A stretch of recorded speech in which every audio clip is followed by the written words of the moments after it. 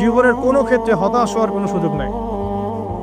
আজকে পারিবারিক ভাঙন বলেন, ব্যক্তি পর্যায়ের আত্মিক ধ্বংসই বলেন, সমাজের বিপর্যয় বলেন, যাই বলেন, পিছনে একটা বড় কারণ আছে।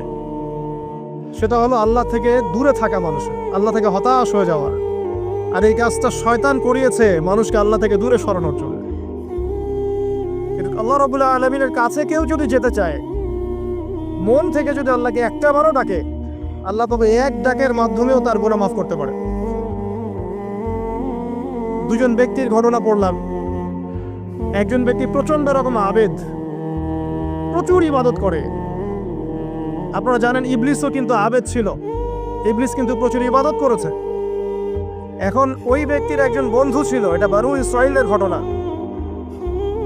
তো সেই বন্ধু পাপী ছিল, বিভিন্ন কবিরা গুনাহ করত। আর এই আবেদ ব্যক্তি বারবার তাকে নসিহত করত, গুনাহ ছেড়ে দাও, তুমি পাপ করছো, গুনাহ ছেড়ে দাও। তখন সেই ব্যক্তি যে পাপ করছে সে বলতো যে আল্লাহ কি তোমাকে আমার রক্ষক বানিয়েছেন?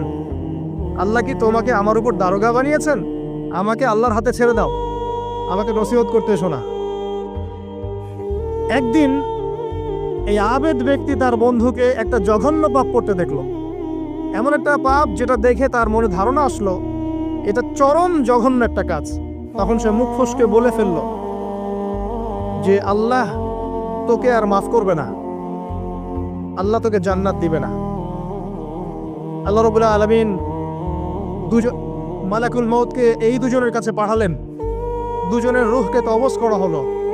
এবার আল্লাহ পাক তার সামনে তাদেরকে উপস্থাপন করে বললেন যে তোমাকে আমার রহমত সম্পর্কে কে গ্যারান্টি দিয়েছে যে আমি কাউকে রহমত করবো কি করব না? যাও, আমি তোমাকে জাহান্নামে পাঠালাম, ওই ব্যক্তি যে আমার রহমত প্রত্যাশা করেছে আমি তাকে জান্নাত দিয়ে দিলাম।